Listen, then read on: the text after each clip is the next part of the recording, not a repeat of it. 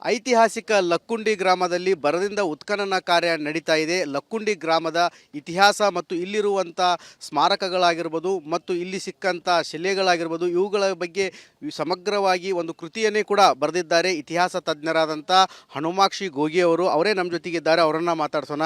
Madam, ಇವಾಗ ಉತ್ಖನನ ಕಾರ್ಯ ನಡೀತಾ ಇದೆ, ಈ ಲಕ್ಕುಂಡಿ ಇತಿಹಾಸ ಏನು ಅಂತ? ಲಕ್ಕುಂಡಿಯ ಇತಿಹಾಸ ತುಂಬ ಪ್ರಾಚೀನ ಕಾಲದ್ದು.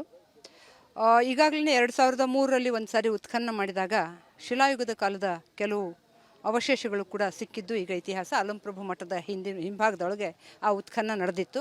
ಅದಾದ ನಂತರ ಸುಮಾರು 93-94ರ ಸಾಲಿನೊಳಗೆ ಲೇಖಕಿಯರ ಸಮಾವೇಶವನ್ನು ಇಲ್ಲೇ ಲಕ್ಕುಂಡಿಯಲ್ಲಿ ಹಮ್ಮಿಕೊಳ್ಳಲಾಗಿತ್ತು. ಸನ್ಮಾನ್ಯರಾದ ಪ್ರವಾಸೋದ್ಯಮ ಸಚಿವರಾದಂತಹ HK ಪಾಟೀಲ್ ಸರ್ ಅವರು ಮತ್ತು ಆಗಿನ ಶಾಸಕರಾಗಿದ್ದಂತಹ DR ಪಾಟೀಲ್ ಅವರು. ಆ ಸಂದರ್ಭದೊಳಗೆ ನಾನು ಮೊದಲ ಬಾರಿಗೆ ಲಕ್ಕುಂಡಿಗೆ ಬಂದೆ. ಲಕ್ಕುಂಡಿಗೆ ಬಂದ ನಂತರ ನನ್ನ ಗೋಷ್ಠಿ ಮುಗಿದ ಮೇಲೆ ಸುಮ್ಮನೆ ಊರಲ್ಲಿ ನೋಡೋಣ ಏನೇನಿದೆ ಅಂತ ತಿರುಗಾಡ್ಕೊಂಡು ನೋಡ್ತಾ ಇರಬೇಕಾದ್ರೆ ಬಹಳಷ್ಟು ಶಾಸನಗಳು ಇಲ್ಲಿ ನನಗೆ ಕಂಡು ಬಂದವು. ನನಗೆ ಒಂದು ರೀತಿಯ ಕುತೂಹಲ ಹುಟ್ಟಿತು. ಇಷ್ಟು ದೊಡ್ಡ ದೇವಾಲಯಗಳು ಇಷ್ಟೊಂದು ಪ್ರಮಾಣದೊಳಗೆ ಇಲ್ಲಿರೋದು ಮತ್ತು ಶಾಸನಗಳ ಸಂಖ್ಯೆಯೂ ಕೂಡ ಹೆಚ್ಚಾಗಿರೋದು, ಇದನ್ನು ನೋಡಿ ನಾನೇನು ಯೋಚನೆ ಮಾಡಿದೆ, ಒಂದು ಸಾರಿ ಹೋಗಿ ಊರಿಗೆ ಹೋದ ನಂತರ ಇದನ್ನು ಪರಿಶೀಲಿಸಬೇಕು, ಇಲ್ಲಿರೋ ಎಷ್ಟು ಶಾಸನಗಳು ಪ್ರಕಟ ಆಗಿವೆ, ಏನಾಗಿದೆ ಅನ್ನೋದನ್ನು ತಿಳ್ಕೊಳ್ಬೇಕು, ಇತಿಹಾಸ ತಿಳ್ಕೊಳ್ಬೇಕು ಅಂತ ನಾನು ಪ್ರಯತ್ನ ಮಾಡಿದಾಗ ಆಗ ನನಗೆ ಸಿಕ್ಕದ್ದು ಕೇವಲ 32 ಶಾಸನಗಳು, ಅಂದರೆ ಪ್ರಕಟಿತ ಶಾಸನಗಳು. ಅದಾದ ನಂತರ ಆ ಪ್ರಕಟಿತ ಶಾಸನಗಳ ಪಠ್ಯವನ್ನು ಹಿಡ್ಕೊಂಡು ನಾನು ಮತ್ತೆ ತಿರ್ಗಾ ಲಕ್ಕುಂಡಿಗೆ ಬಂದೆ. ಸುಮಾರು 100 ಬಾರಿ ಆದರೂ ನಾನು ಲಕ್ಕುಂಡಿಗೆ ಬಂದಿದ್ದೀನಿ ಇಲ್ಲಿವರೆಗೂ ಈ 30 ವರ್ಷಗಳಲ್ಲಿ. ಹಾಗಾಗಿ ಬಂದಾಗ ಒಂದು ಸಾರಿ ಪ್ರತಿ ಬಾರಿ ಬಂದಾಗಲೂ ಕೂಡ ಇಲ್ಲಿ ಹೊಸ ಹೊಸ ಶಾಸನಗಳು ಸಿಗ್ತಾ ಹೋದವು. 2008ರಲ್ಲಿ ನನ್ನ ಪುಸ್ತಕ ಲಕ್ಕುಂಡಿಯ ಶಾಸನಗಳು ಪ್ರಕಟ ಆಯಿತು. ಆ ಸಂದರ್ಭದೊಳಗೆ 110 ಶಾಸನಗಳನ್ನು ಅದರಲ್ಲಿ ತಂದೆ. ಅಂದರೆ 32 ಪ್ರಕಟಿತ ಶಾಸನಗಳು, ಇನ್ನುಳಿದಂತೆ ಸುಮಾರು 78 ಹೊಸದಾಗಿ ದೊರೆತಿರ್ತಕ್ಕಂಥ ಶಾಸನಗಳನ್ನ ಸೇರಿಸಿ ತಂದೆ. ಈ ರೀತಿ ಶಾಸನಗಳನ್ನ ಸೇರಿಸಿ ತಂದ ನಂತರ ನನಗೆ ಕಟ್ಟಿಮುನಿಯವರು, ಕಟ್ಟಿಮುನಿಯವರು ತಮಗೆಲ್ಲರಿಗೂ ಗೊತ್ತಿರೋ ವಿಷಯ, ಅವರು ಈಗ ಅಭಿವೃದ್ಧಿ ಪ್ರಾಧಿಕಾರದ ಲಕ್ಕುಂಡಿ ಅಭಿವೃದ್ಧಿ ಪ್ರಾಧಿಕಾರದ ಸದಸ್ಯರು ಹೌದು. ಅವರು ಇಲ್ಲಿ ಏನಾದರೂ ಒಂದು ಸಣ್ಣ ತುಕುಡಿ ಸಿಕ್ಕರೂ ಸಹಿತ ನನಗೆ ಫೋನ್ ಮಾಡೋರು, ಮೇಡಮ್ ಹೊಸ ಶಾಸನ ಸಿಕ್ಕಿದೆ ಬರ್ರಿ ನೋಡ್ರಿ ಅಂಥೇಳಿ. ಹಾಗಾಗಿ ಅವರ ಒಂದು ಸಹಚರ್ಯದಿಂದಾಗಿ ಅವರು ತೋರಿಸಿಕೊಟ್ಟ ಹಾಗೆ ಈ ಊರಿಗೆ ಪ್ರತಿ ಬಾರಿಯೂ ಕೂಡ ನಾನು ಬರ್ತಿದ್ದೆ. ಬಂದಾಗ ಒಂದು ಸಾರಿ ಒಂದು ಹೊಸ ಶಾಸನ ಹಿಡ್ಕೊಂಡೇ ಹೋಗ್ತಿದ್ದೆ. ಇವು ಶಾಸನಗಳಿಂದ ಈ ಲಕ್ಕುಂಡಿ ಯಾವಾಗ ಉದ್ಭವ ಆಯಿತು? ಶಿಲಾಯುಗದ ನವಶಿಲಾಯುಗದ ನಂಟಿದೆಯೋ? ಯಾವ ರಾಜವಂಶರು ಆಳ್ಕೆ ಮಾಡಿದ್ರು? ಆಗಲೇ ಹೇಳಿದ್ದು ಇತಿಹಾಸ ಪೂರ್ವ ಕಾಲದ್ದು. ಇತಿಹಾಸ ಕಾಲಕ್ಕೆ ಬಂದರೆ ಈ ಊರಿನಲ್ಲಿ ರಾಷ್ಟ್ರಕೂಟರ ಕಾಲದ ವೀರಗಲ್ಲುಗಳು ಸಿಗ್ತವೆ. ಅದಾದ ನಂತರ 3ನೇ ಕೃಷ್ಣ ಅಕಾಳ ವರ್ಷನ ಹೆಸರಿರ್ತಕ್ಕಂಥ ಒಂದು ಶಾಸನ ವೀರಗಲ್ಲಿದೆ. ಇನ್ನುಳಿದ 2 ವೀರಗಲ್ಲುಗಳಲ್ಲಿ ತ್ರುಟಿತ ಇರೋದ್ರಿಂದ ಅದು ಯಾವ ಅರಸರದ್ದು ಅಂತ ಗೊತ್ತಾಗೋದಿಲ್ಲ, ಅದರದ್ದು ರಾಷ್ಟ್ರಕೂಟರ ಶಾಸನ ಅಂತ ನಮಗೆ ಸ್ಪಷ್ಟವಾಗಿ ಗೊತ್ತಾಗ್ತದೆ. ಈಗಲೂ ಕೂಡ ಅದನ್ನು ವಸ್ತು ಸಂಗ್ರಹಾಲಯದಲ್ಲಿ ಇಡಲಾಗಿದೆ. ಅದಾದ ನಂತರ ಈ ಭಾಗದೊಳಗೆ ಅತಿ ಹೆಚ್ಚು ಕಾಲ ಆಳಿದಂಥವರು ಕಲ್ಯಾಣದ ಚಾಲುಕ್ಯರು, ಅದಾದ ನಂತರ ಕಳಚೂರ್ಯರು, ಯಾದವರು ಮತ್ತು ವಿಜಯನಗರದ ಅರಸರು, ಇವರೆಲ್ಲರ ಶಾಸನಗಳು ಕೂಡ ಇಲ್ಲಿವೆ. ಇದುವರೆಗೂ 110 ಶಾಸನಗಳಲ್ಲದೇ ಮತ್ತೆ 45 ಹೊಸ ಶಾಸನಗಳನ್ನು ನಾನು ಗುರುತಿಸಿದ್ದೀನಿ 2008ರ ನಂತರ. ಹಾಗಾಗಿ ಆ ಎಲ್ಲ ಶಾಸನಗಳನ್ನ ಸೇರಿಸಿ ಈಗ ಪುನರ್ಮುದ್ರಣ ಆಗತಕ್ಕಂತಹ ಒಂದು ಸ್ಥಿತಿಯಲ್ಲಿ ಆ ಪುಸ್ತಕ ಇದೆ. ಇದನ್ನು ನೋಡಿದಾಗ ಈ ಕಲ್ಯಾಣ ಚಾಲುಕ್ಯರ ಕಾಲದಲ್ಲಿರ್ತಕ್ಕಂತಹ ಹಲವಾರು ದೇವಾಲಯಗಳು ಈಗಲೂ ಕೂಡ ಕೆಲವು ಸುಸ್ಥಿತಿಯಲ್ಲಿ ಇಲ್ಲಿ ಇವೆ ಅನ್ನೋದನ್ನು ನಾವು ನೋಡಬೇಕು. ಅದರಲ್ಲಿ ಒಂದು, ಇಲ್ಲಿ ಎಲ್ಲ ಧರ್ಮೀಯರ ದೇವಾಲಯಗಳು ಕೂಡ ಇದ್ವು. ಮೂಲತಃ ಪ್ರಾರಂಭಿಕ ಘಟ್ಟದೊಳಗೆ ಇಲ್ಲಿ ಜೈನ ದೇವಾಲಯವೇ ನಮಗೆ ಕಂಡು ಬರ್ತದೆ. ಅದು ತಮಗೆಲ್ಲರಿಗೂ ತಿಳಿದಿರುವ ಹಾಗೆ ಕ್ರಿಶಕ 1007ರಲ್ಲಿ ಬರೆಸಿದಂತಹ ಶಾಸನ. ಅದು ಈಗಲೂ ಕೂಡ ಮ್ಯೂಸಿಯಂನಲ್ಲಿ ಅದನ್ನು ಗ್ಲಾಸ್ನಲ್ಲಿ ಇಡಲಾಗಿದೆ. ಅದರಲ್ಲಿ ಅತಿಮೊಬ್ಬೆ ಯಾವ ರೀತಿ ಈ ಊರಿನಲ್ಲಿ ಇದ್ಲು, ಯಾವ್ಯಾವ ಬಸದಿಗಳನ್ನು ಆಕೆ ಕಟ್ಟಿಸಿದ್ಲು ಅನ್ನೋದರ ಸುದೀರ್ಘವಾದಂಥ ವಿವರಣೆ ಅದರಲ್ಲಿ ಬರ್ತದೆ. ಅದರ ಜೊತೆಗೆ ಅತಿಮೊಬ್ಬೆಯ ಕುರಿತಾದಂತಹ ಪವಾಡಗಳು, 7 ಪವಾಡಗಳನ್ನು ಕೂಡ ಆ ಶಾಸನ ಹೇಳ್ತದೆ. ಈ ಎಲ್ಲ ಕೆಲವು ಪವಾಡಗಳು ಇದರಲ್ಲಿ ರನ್ನನ ಅಜಿತ ತೀರ್ಥಂಕರ ಪುರಾಣದಲ್ಲಿ ಇವೆ. ಅಜಿತ ತೀರ್ಥಂಕರ ಪುರಾಣದಲ್ಲಿ 2ನೇ ತೀರ್ಥಂಕರನಾದಂಥ ಅಜಿತನಾಥನನ್ನು ಹೇಳುವುದರ ಜೊತೆಗೇನೆ ಅತಿಮೊಬ್ಬೆಯ ಕುರಿತಾಗಿಯೇ ಸುಮಾರು 42 ಪದ್ಯಗಳಲ್ಲಿ ಆತ ವರ್ಣಿಸ್ತಾನೆ. ಹಾಗಾಗಿ ಅತಿಮೊಬ್ಬೆ ಏನೇನು ಮಾಡಿದ್ಲು, ಆಕೆಗೆ ಇರ್ತಕ್ಕಂಥ ವಿಶೇಷಣಗಳೇನು, ಅನ್ನುವುದನ್ನು ಕೂಡ ಆ ಶಾಸನ ನಮಗೆ ತಿಳಿಸ್ತದೆ. ಆಕೆ 1500 ಜನಬಸದಿಗಳನ್ನು ಇಲ್ಲಿ ಕಟ್ಟಿಸಿದ್ಲು ಅಂತನ್ನುವಂಥದ್ದು. ಆ 1500 ಜನಬಸದಿಗಳಿಗೆ ಕಲಶಪ್ರಾಯವಾಗುವ ಹಾಗೆ, ಅಂದರೆ ಅವೆಲ್ಲವುಗಳಿಗಿಂತಲೂ ಮೇಲ್ತರಗತಿಯದು ಅನ್ನುವ ರೀತಿಯೊಳಗೆ ಲಕ್ಕುಂಡಿಯೊಳಗೆ, ಮೂಲ ಹೆಸರು ಇದು ಲೊಕ್ಕಿಗುಂಡಿ, ಈ ಲೊಕ್ಕಿಗುಂಡಿಯೊಳಗೆ ಆಕೆ ಜಿನಭವನವನ್ನು ನಿರ್ಮಾಣ ಮಾಡಿದ್ಲು ಅಂತ ಶಾಸನ ನಮಗೆ 1007 ಶಾಸನ ತಿಳಿಸ್ತದೆ. ಅದು 66 ಸಾಲುಗಳವರೆಗೆ. ಅದಾದ ನಂತರ ಆಕೆ ಬರೀ ಜಿನಭವನ ಅಂತ ಕರೀತಾಳೆ. ತನ್ನ ಗುರುಗಳಾದಂತಹ ಸುರಸ್ತಗಣದ ಅರ್ಹನಂದಿ ಪಂಡಿತರಿಗೆ ಆಕೆ ದಾನವಾಗಿ ಸುರುಕಿ ಗ್ರಾಮವನ್ನು ಕೊಡ್ತಾಳೆ. ಇತ್ತೀಚೆಗಿನ ನನ್ನ ಸಂಶೋಧನೆ ಪ್ರಕಾರ ಸುರುಕಿ ಅನ್ನೋದು ಬೇರೆ ಯಾವುದೂ ಅಲ್ಲ, ಇಲ್ಲಿಂದ 3 ಕಿಲೋಮೀಟರ್ ದೂರದಲ್ಲಿರ್ತಕ್ಕಂತಹ ಚುರ್ಚಿಹಾಳ ಅಂತಕ್ಕಂಥ ಗ್ರಾಮ. ಆ ಗ್ರಾಮವನ್ನು ಲಕ್ಕುಂಡಿಯ ಈ ಜಿನಾಲಯಕ್ಕೆ ಆಕೆ ದಾನವಾಗಿ ಕೊಡ್ತಾಳೆ ಅಂತನ್ನುವಂತಹ ವಿವರಗಳು ಅದರಲ್ಲಿವೆ. ಅದಾದ ನಂತರ ಮಹಾಜನರ ಉಲ್ಲೇಖ ಬರ್ತದೆ. ಇದು ಶ್ರೀರಾಮ ದತ್ತಿ ಮಹಾಗ್ರಹಾರ ಅಂತ ಕರೆಸ್ಕೊಳ್ತಾ ಇತ್ತು. ಇಂತಹ ಮಹಾಗ್ರಹಾರದಲ್ಲಿ 1000 ಜನ ಮಹಾಜನರಿದ್ದರು. ಆ 1000 ಜನ ಮಹಾಜನರಿಗೆ ಜನರು ಯಾವುದೋ ಒಂದು ಸಂಘರ್ಷದ ಕಾರಣವಾಗಿ ಆಗಿರಬೇಕದು, ಅವರು ಈ ಜಿನಭವನಕ್ಕೆ ಬ್ರಹ್ಮಜಿನಾಲಯವೆಂದು ಹೆಸರನ್ನು ಕೊಡ್ತಾರೆ, ಜೊತೆಗೆ ದಾನವನ್ನು ಕೊಡ್ತಾರೆ, ಭೂದತ್ತಿಯನ್ನು ಕೊಡ್ತಾರೆ. ಕೊನೆಯ 6 ಸಾಲುಗಳಲ್ಲಿ ಕೆಲವು ವಿಷಯಗಳು ಅಲ್ಲಿ ಪ್ರಸ್ತಾಪ ಆಗ್ತವೆ.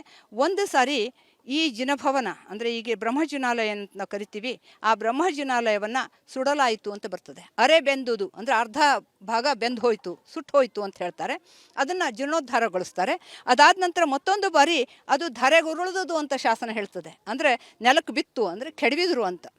ಈ ರೀತಿ ಸಂಘರ್ಷಗಳಾಗಿರೋ ಸಾಧ್ಯತೆಗಳಿದೆ ವೈಷ್ಣವರಿಗೂ ಮತ್ತು ಜೈನರಿಗೂ. ಅಂಥ ಸಂದರ್ಭದಲ್ಲಿ ಒಂದು ಸಾರಿ ಬೆಂಕಿಗೆ ಹಚ್ಚಿದ್ದು, ಇನ್ನೊಂದು ಸಾರಿ ನೆಲಕ್ಕೆ ಬಿದ್ದದ್ದು, ಅದನ್ನು ಮತ್ತೆ ಜೀರ್ಣೋದ್ಧಾರ ಮಾಡಿಸಿದ್ರು ಅನ್ನೋದನ್ನು ಕೂಡ ಅದೇ ಶಾಸನ ನಮಗೆ ಸೂಚಿಸ್ತದೆ.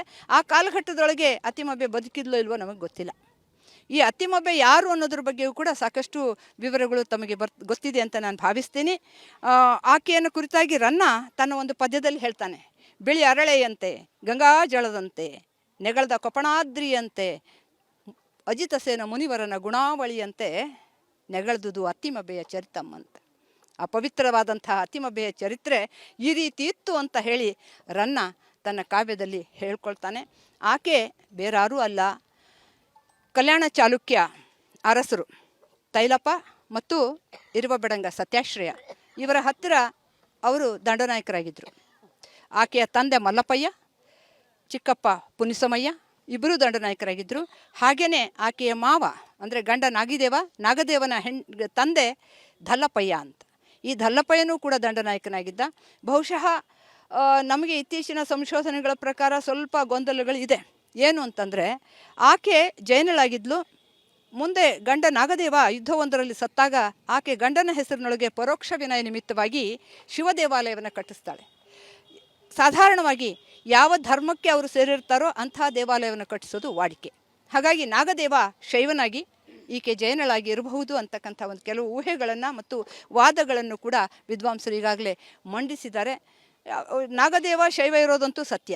ಈಕೆ ಜೈನಳಿದ್ಲೋ ಅಥವಾ ಜೈನ ಒಕ್ಕಲಾಗಿದ್ಲೋ ಅನ್ನುವಂತಹ ವಿಚಾರವನ್ನು ಕೂಡ ಕಲಬುರ್ಗಿಯವರು ಪ್ರಸ್ತಾಪಿಸ್ತಾರೆ. ಅದೇನೇ ಇದ್ದರೂ ಕೂಡ ಆಕೆ 1500 ಜಿನಬೊಂಬೆಗಳನ್ನು ಕಟ್ಟಿಸಿದ್ದು, ಅವುಗಳಿಗೆ ಮೂರ್ತಿಗಳನ್ನು ಮಾಡಿಸಿಕೊಟ್ಟದ್ದು, ಲಕ್ಕುಂಡಿಯಲ್ಲಿ ಆಕೆ ದೊಡ್ಡದಾದಂತಹ ಜಿನಭವನವನ್ನು ನಿರ್ಮಾಣ ಮಾಡಿದ್ದು, ಅದಕ್ಕೆ ಇಡೀ ಒಂದು ಗ್ರಾಮದ ಉತ್ಪನ್ನವನ್ನೇ ದಾನವಾಗಿ ಕೊಟ್ಟದ್ದು, ಇವೆಲ್ಲವೂ ಕೂಡ ಈಗ ಇತಿಹಾಸ.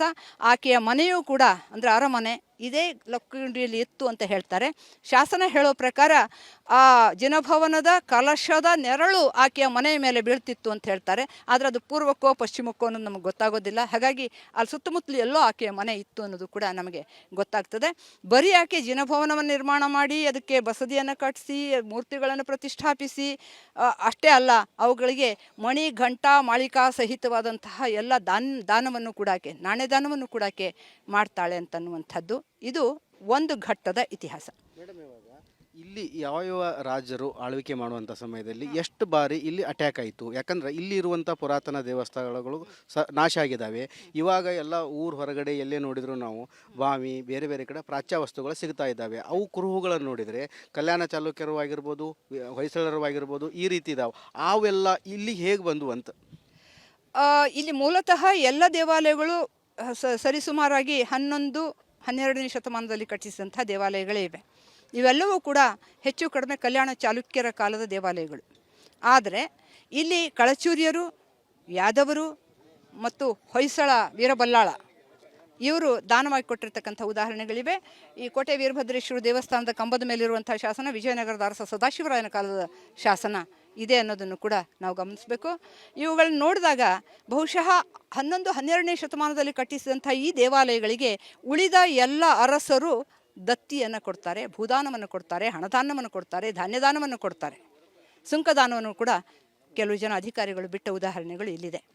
ಈ 1000 ಜನ ಮಹಾಜನರೇನಿದ್ದಾರೆ ಇವರು ಈ ಊರಿನ ಎಲ್ಲ ಆಡಳಿತದ ಉಸ್ತುವಾರಿಯನ್ನು ನಡೆಸ್ಕೊಂಡು ಹೋಗ್ತಾ ಇದ್ರು ಅಂತನ್ನೋದು.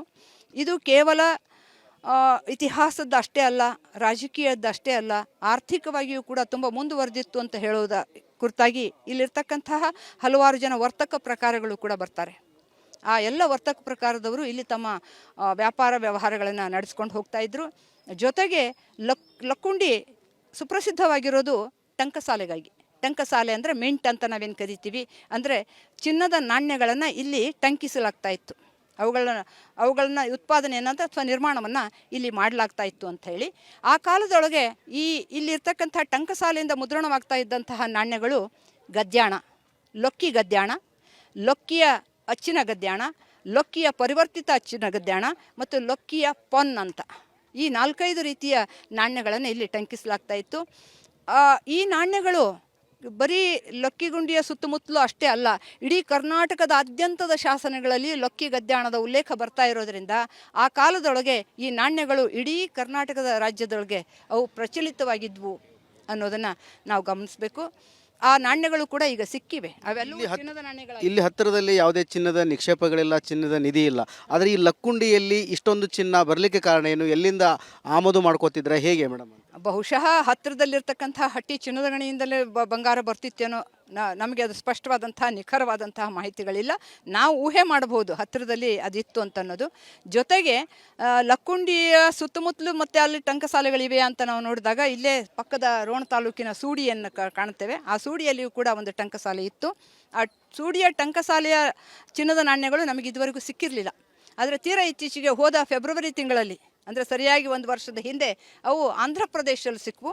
ಅದರ ಮೇಲೆ ಗುಣದ ಬೆಡಂಗಿ ಅನ್ನುವಂಥ ಕನ್ನಡದಲ್ಲಿ ಬರೆದಿರ್ತ ಅಕ್ಷರಗಳಿವೆ. ಗುಣದ ಬೆಡಂಗಿ ಅಂತಕ್ಕಂಥ ವಿಶೇಷಣ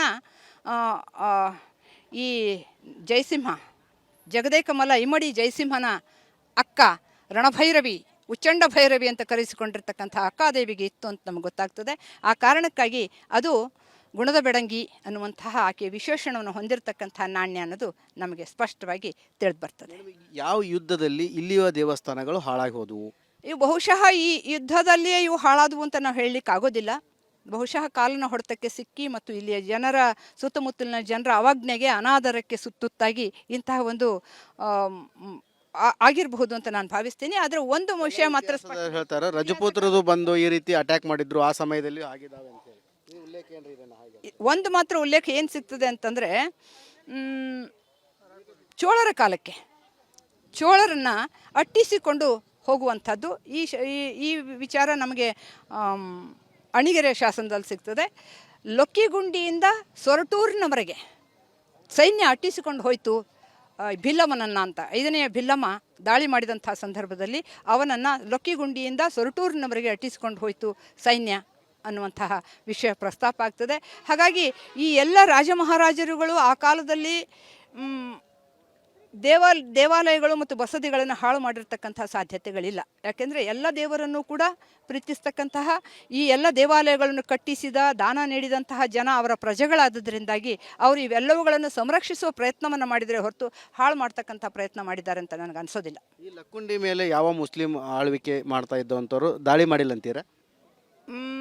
ಈಗ ಇಲ್ಲಿ ಹಂಪಿಯಲ್ಲಿದೆ, ಹಂಪಿಯಲ್ಲಿ ಕೂಡ ಸಾಕಷ್ಟು ದಾಳಿ ಆಗಿದ್ದಾವೆ ಸುಲ್ತಾನರಿಂದದು. ಇಲ್ಲಿನೂ ಸುಲ್ತಾನರು, ರಜಪೂತರು ದಾಳಿ ಮಾಡಿದ್ದಾರೆ ಅಂತೇಳಿ ಒಂದಿಷ್ಟು ಇತಿಹಾಸ ತಜ್ಞರು ಹೇಳ್ತಾ ಇದ್ದಾರೆ. ಹಂಪಿಯ ವಿಷಯಕ್ಕೆ ನೀವು ಪ್ರಸ್ತಾಪ ಮಾಡಿದ್ರಿ ಅಂತ ಕೆಲವು ಮಾತುಗಳು ನಾನು ಹೇಳಲಿಕ್ಕೆ ಇಷ್ಟಪಡ್ತೇನೆ. ಹಂಪಿಯೊಳಗೆ ಅಲ್ಲಿ ಶೈವರು ಇದ್ದರು, ವೈಷ್ಣವರು ಇದ್ದರು. ಒಂದು ಕಾಲಕ್ಕೆ ಸುಪ್ರಸಿದ್ಧವಾದಂತಹ ವಿರೂಪಾಕ್ಷ ದೇವಾಲಯ ಅಲ್ಲಿ ಅಧಿದೈವವಾಗಿದ್ದ. ಅಲ್ಲಿರ್ತಕ್ಕಂಥ ಪ್ರಾರಂಭಿಕ ಘಟ್ಟದ ಅರಸರಿಗೆಲ್ಲ ಅವರು ತಮ್ಮ ಹೆಸರನ್ನು ಹಾಕ್ಕೊಳ್ತಿರಲಿಲ್ಲ. ಶಾಸನದೊಳಗೆ ಶ್ರೀ ವಿರೂಪಾಕ್ಷ ಅಂತ ಬರೆಸಿದಂಥ ಉದಾಹರಣೆಗಳಿವೆ.